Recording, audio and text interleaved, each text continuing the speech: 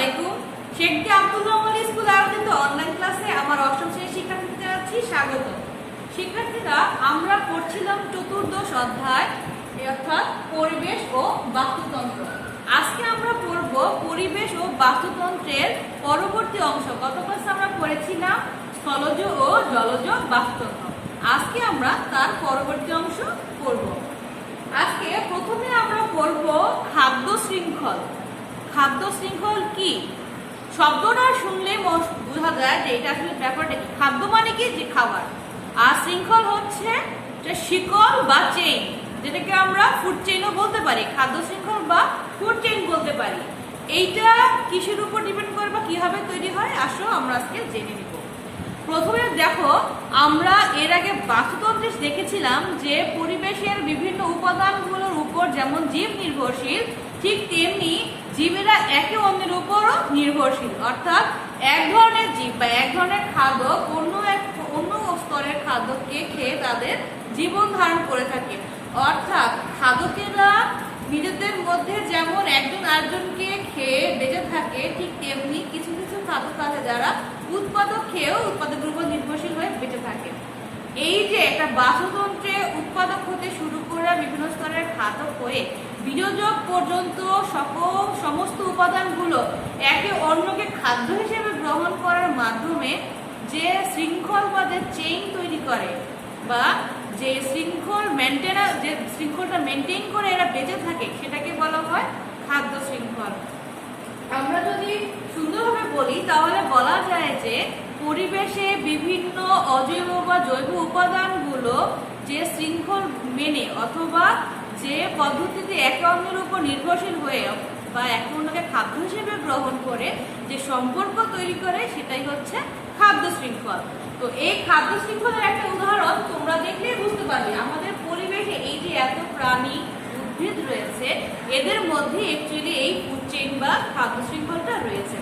একটু খেয়াল করে দেখো যে আমাদের পরিবেশে উৎপাদক বা সবুজ উদ্ভিদ হিসেবে যে ঘাস রয়েছে, এই ঘাসগুলোকে জীবন ধারণ করে ছোট ছোট কীটপতঙ্গ। আবার এই কীটপতঙ্গগুলোকে খেয়ে ব্যাঙ জীবন ধারণ করে। আবার ব্যাঙের খাদ্য হিসেবে গ্রহণ করে কি? সাপ। আবার সাপের খাদ্য হিসেবে গ্রহণ করে ঈগল। এইভাবে এক স্তর থেকে অর্থাৎ উদ্ভিদ থেকে শুরু করে প্রাণীতে বা এক স্তরের খাদ্য থেকে আরেক স্তরের খাদ্যকে শক্তি প্রবাহের মাধ্যমে বা পুষ্টি উপাদান প্রবাহের মাধ্যমে যে সম্পর্ক তৈরি হয়, সেটাই হচ্ছে খাদ্য শৃঙ্খল। আমাদের পরিবেশে অ্যাকচুয়ালি এইরকম অনেক খাদ্য শৃঙ্খল একসাথে রয়েছে। এই খাদ্য শৃঙ্খলগুলোর মধ্যে আবার একটার সাথে আরেকটারও সম্পর্ক রয়েছে। কারণ কি? এই যে একটা প্রাণী দেখা যায় যে একাধিক খাদ্য শৃঙ্খলের অংশ। অর্থাৎ একটা প্রাণী দেখা যায় একটা খাদ্য শৃঙ্খলে এক ধরনের খাবার গ্রহণ করছে, আবার সে তার খাবারের তালিকায় যে সমস্ত জীব বা উদ্ভিদ রয়েছে সেগুলো অন্য কোনো খাদ্য শৃঙ্খলের অংশ।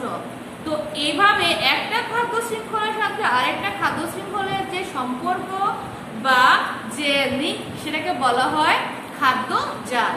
অর্থাৎ আমাদের এই পরিবেশে একাধিক খাদ্য শৃঙ্খল একত্রিত হয়ে যে নেটওয়ার্ক বা যে সম্পর্ক তৈরি করে, সেটাকে বলা হয় খাদ্য জাল। জাল মানে আমরা জানি কি? নেটের মধ্যে কি থাকে? দেখবা যে নেটের মধ্যে যেহেতু অনেকগুলো সুতার বা অনেকগুলো লাইন বা বলা যায় যে অনেকগুলো অংশ একসাথে একটার সাথে যুক্ত অবস্থায় থাকে, ঠিক তেমনি এই খাদ্য জালও কি হয়? বিভিন্ন খাদ্য শৃঙ্খলগুলো একটার সাথে যুক্ত হয়ে এই খাদ্য জালটা তৈরি করে। তোমাদের বইয়ে খাদ্য জালের একটা সুন্দর ছবি দেওয়া আছে, তুমি সেটা দেখলে বুঝতে পারবে যে খাদ্য শৃঙ্খল অর্থাৎ বিভিন্ন ধরনের খাদ্য শৃঙ্খলের যে প্রাণীগুলো আছে বা উদ্ভিদেরা আছে, এরা একে অন্যের সাথে যুক্ত হয়ে এই খাদ্য জাল তৈরি করে। এরপর আমরা পড়বো বাস্তুতন্ত্রের শক্তির প্রবাহ। আমরা দেখতে পাচ্ছি যে খাদ্য শৃঙ্খল বা খাদ্য জালের মাধ্যমে এই পরিবেশের বস্তু এবং অর্থাৎ এই পরিবেশের জীব এবং অজৈব পদার্থ যারা আছে, এরা একে অন্যের উপর নির্ভরশীল হয়ে আছে। আর এই নির্ভরতার কারণে তাদের মধ্য দিয়ে কি হয়? শক্তির প্রবাহ হয়। কিভাবে? তোমরা খেয়াল করে দেখবে যে আমরা জানি কি আমাদের এই সমস্ত পৃথিবী পৃথিবীর শক্তির সবচেয়ে প্রধান উৎস হচ্ছে সূর্য।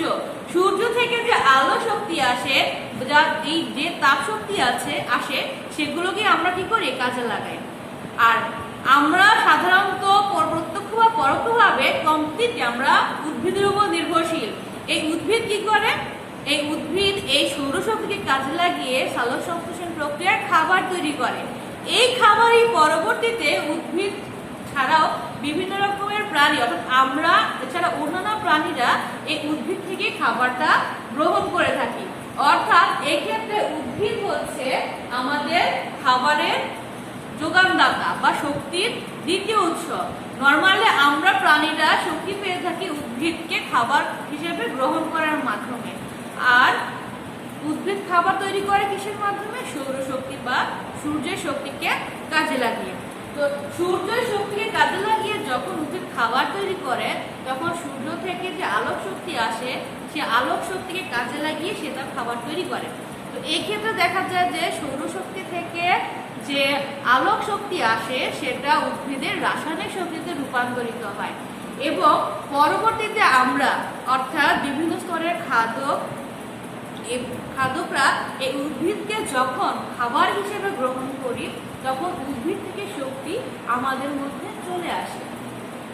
এছাড়া আমরা আমাদের যখন মৃত্যু ঘটে অর্থাৎ আমাদের যখন জীবন শেষ হয়ে যায়, আমাদের মানে প্রাণী অথবা উদ্ভিদ যার কথাই বলি না কেন, সেক্ষেত্রে কি হয়, ওই আমাদের ডেড বডিটা আবার কি হয়, প্রকৃতিতে মিশে যায়। অর্থাৎ আমরা যখন আমাদের ধরো মুসলমানদের যেমন মাটিতে গোবর দেওয়া হয়, এছাড়া অন্যান্য ধর্মের মধ্যে হিন্দুদের পুড়িয়ে ফেলা হয়।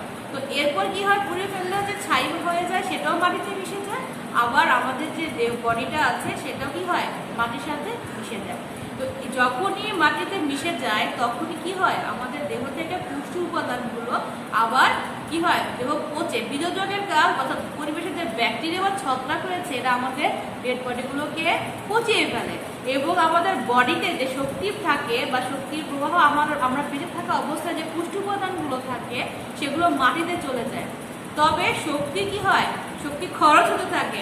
তোমরা একটু খেয়াল করলে দেখবে সূর্য থেকে আমরা যে শক্তি পেয়ে থাকি সেটাকে কাজে লাগিয়ে উৎপাদক কি করে, খাবার তৈরি করে। এই খাবার তৈরি করার পর কিছু শক্তি কি হয়, তার শ্বসন প্রক্রিয়ায় কাজে লাগে। তার শ্বসন প্রক্রিয়া অর্থাৎ তার দেহে যে শক্তি উৎপাদন প্রক্রিয়া সেখানে এই সৌরশক্তি থেকে কিছু শক্তি কাজে লাগে এবং কিছু শক্তি কি হয়, তাপ হিসেবে তার বডি থেকে বের হয়ে যায় শ্বসন ক্রিয়ার বিনষ্ট শক্তি হিসেবে। এটাকে বলা হয় শ্বসন ক্রিয়ার বিনষ্ট শক্তি। অর্থাৎ উদ্ভিদের শক্তি উৎপাদন প্রক্রিয়ার সময় কিছু শক্তি তাপ হিসেবে তার বডি থেকে বের হয়ে যায়, তখনই বলা হয় যে এই শক্তিটা কি হয়েছে, বিনষ্ট হয়েছে। বা সৌরশক্তি থেকে যে শক্তিটা উৎপাদন পেয়ে থাকে তার থেকে কিছু শক্তি খরচ হয়ে যায় বা নষ্ট হয়ে যায়, সেটা কি হয়, তাপ শক্তি হিসেবে তার বডি থেকে বের হয়ে যায়। এরপর উৎপাদককে খায় বা সবুজ খায় তৃণভোজী প্রাণী। তৃণভোজী প্রাণী যখন উৎপাদককে খাবার হিসেবে গ্রহণ করে তখন এই উৎপাদক থেকে তার শক্তি চলে যায় তৃণভোজী প্রাণীতে। তৃণভোজী প্রাণীতে চলে আসার ফলে এই তৃণভোজী প্রাণীকে কে খায়, আবার তৃণভোজী প্রাণীকে মাংসাশী প্রাণীরা খাদ্য হিসেবে গ্রহণ করে। তখন এই শক্তি আবার তৃণভোজী প্রাণী থেকে মাংসাশী প্রাণীতে চলে আসে। তো এক্ষেত্রেও কিছু শক্তির অপচয় ঘটে। কিভাবে, উৎপাদক যখন পচে যায় বা মরে যায়, উৎপাদক যখন মরে যায়, ধরো কোনো একটা গাছ থেকে আমরা যে শক্তি পেয়েছি সেই গাছগুলো দেখা যাচ্ছে যে তার মধ্যে কিছু উদ্ভিদ বা গাছ মরে যাচ্ছে, পচে যাচ্ছে। মরে যাওয়ার পর কি হয়, সেগুলো মাটিতে চলে আসার পর বীজোজক সেগুলোকে পচিয়ে ফেলে এবং এই উৎপাদকের অবশিষ্ট পুষ্টি উপাদানগুলোকে আবার মাটিতে মুক্ত করে দেয়। কিন্তু এই উৎপাদক থেকে যখন বীজোজকে আসে শক্তিগুলো, তখন শক্তি কি হয়, এই বীজোজকের শ্বসন প্রক্রিয়ার ফলেও কিছু শক্তি বিনষ্ট হয়ে যায়। অর্থাৎ বীজোজক যখন তার শক্তি উৎপাদন করে থাকে বা সে যখন তার কাজ করে থাকে তখন কিছু শক্তি তাপ শক্তি হিসেবে তার বডি থেকে বের হয়ে যায় অর্থাৎ বিনষ্ট হয়ে যায়। তো এখানেও কি হয়, শক্তির অপচয় হয় বা শক্তি কমে যায়। তো এখানে আবার কি হয়, মাংসাশী প্রাণীর কথা ধরা যায়।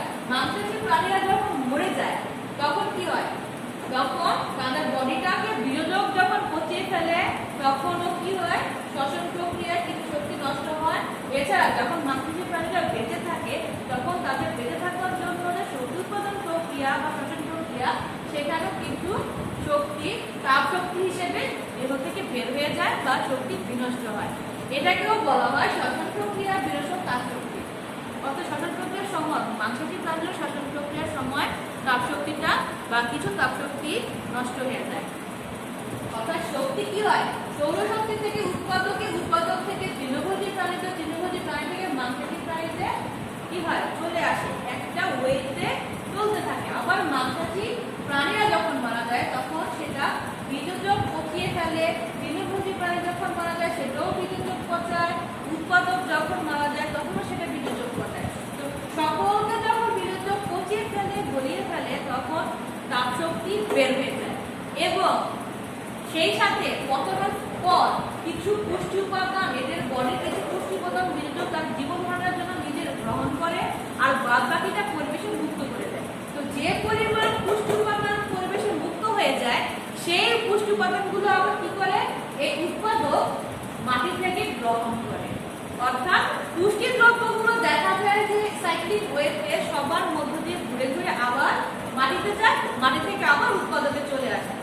অর্থাৎ উৎপাদন থেকে তৃণভোজী প্রাণীতে, তৃণভোজী প্রাণী থেকে মাংসাশী প্রাণীতে, মাংসাশী প্রাণী থেকে বীজযোগ হয়ে মাটিতে যায়, আবার মাটিতে কি হয়, মাটি থেকে উৎপাদনগুলো উৎপাদকে চলে আসে। এটা হচ্ছে পুষ্টি দ্রব্য চক্রাকারে যোগ বুঝতে হবে। কিন্তু শক্তির যে প্রবাহটা সেটা কি হয়, একমুখী ওয়েতে চলে। উৎপাদন থেকে তৃণভোজীতে, তৃণভোজী থেকে মাংসাশীতে, আর মাংসাশী থেকে কিছু বীজযোগে যায়, কিন্তু তার বডি থেকে শ্বসন প্রক্রিয়া বের হয়ে যায়। কিছু উৎপাদক কি করে, মাংসাশীকে প্রদান করে, আর কিছু তার শ্বসন প্রক্রিয়া বের হয়ে যায়, আর বাকিটা বীজযোগের কাছে এসে শ্বসন প্রক্রিয়ায় বের হয়ে যায়। আর তৃতীয়ভোজী প্রাণীর ক্ষেত্রে কি ঘটে, একই ঘটনা। সে তার কিছু শক্তি শ্বসন প্রক্রিয়ায় বিনষ্ট হয়ে যায়, অর্থাৎ তার শ্বসন প্রক্রিয়ার সময় কিছু শক্তি দেহ থেকে বের হয়ে যায়, আর কিছু তৃণভোজী প্রাণী যখন মারা যায় সেটা বীজযোগের কাছে গিয়ে যখন পচে যায় তখন শ্বসন প্রক্রিয়ার মাধ্যমটা নির্গত হয়ে যায়। অর্থাৎ শক্তির প্রবাহ একমুখী বা একই ওয়েতে চলতে থাকে, কিন্তু পুষ্টি দ্রব্যের প্রবাহ চক্রাকারে চলতেই থাকে। আমাদের এই সমগ্র বিশ্ব ব্রহ্মাণ্ডে বা আমাদের এই পরিবেশে যে পুষ্টির প্রবাহ আছে সেটা কি হয়, সাইক্লিং ওয়েতে এক স্তর থেকে অন্য স্তরে বা উদ্ভিদ থেকে প্রাণীতে, প্রাণী থেকে পরিবেশে, আবার পরিবেশ থেকে আবার উদ্ভিদের মাধ্যমে পুষ্টি দ্রব্যগুলো ঘুরতে থাকে বা চক্রাকারে চলতে থাকে। কিন্তু এই যে শক্তি প্রবাহ সেটা কি হয়, প্রতি স্তরে স্তরে একজন থেকে আরেকজনে ট্রান্সফার হওয়ার সময় কিছু শক্তি নষ্ট হয়ে যায়। এভাবে প্রতি স্তরে ট্রান্সফার করতে হতে এক সময় শক্তি নিঃশেষ হয়ে যায়। কারণ কি, শক্তিটা এক স্তর থেকে অন্য স্তরে যাওয়ার সময় শক্তি ক্ষয় হয়ে যায় এবং শক্তি অন্য শক্তিতে রূপান্তরিত হয়ে যায়। ফলে এখানে পরবর্তীতে শক্তি আর ব্যাক করে না বা রিটার্ন হয় না, চক্রাকারে আর ঘুরে না। এটা হচ্ছে বাস্তুতন্ত্রে শক্তির প্রবাহ। তোমাদের পরীক্ষায় এই ধরনের প্রশ্ন আসে যে বাস্তুতন্ত্রে শক্তি প্রবাহ বর্ণনা করবো, অথবা এমনও আসতে হবে, বিশেষ করে এইভাবেই আসে বেশি, ব্যাখ্যা করো যে বাস্তুতন্ত্রে পুষ্টি প্রবাহ চক্রাকার হলেও শক্তি প্রবাহ একমুখী। তো যখন এই কোশ্চেনটি আসবে তোমাদের এই ছকটা এঁকে এটা ডিটেলসটা বর্ণনা করে দিতে হবে। তো এরপর আমরা করব পরিবেশের ভারসাম্য রক্ষার বাস্তুতন্ত্র। আমরা কি জানি যে একটা বাস্তুতন্ত্রে উপাদানগুলো একে অন্যের উপর নির্ভরশীল, আবার একজন দ্বারা অন্যজন প্রভাবিত হয়। অর্থাৎ উৎপাদকের সাথে যেমন খাদকগুলো সম্পর্ক, তেমনি খাদকদের মধ্যে এক স্তরের খাদকের সাথে আরেক স্তরের খাদকও সম্পর্কযুক্ত। তোমরা হয়তো ভেবে অবাক হবে যে এই যে খাদকগুলো, এক স্তরের খাদ্য, বিভিন্ন তিনটা স্তরের খাদক, এর মধ্যে কত প্রাণীরা রয়েছে।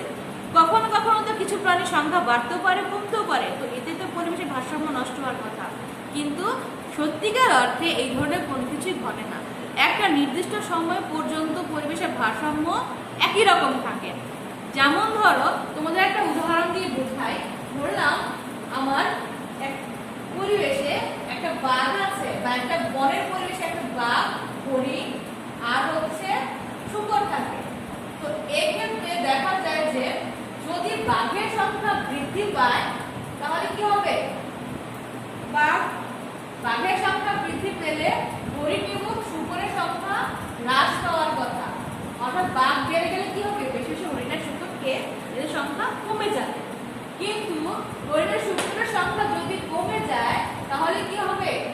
বাঘের সংখ্যাও হ্রাস পাবে।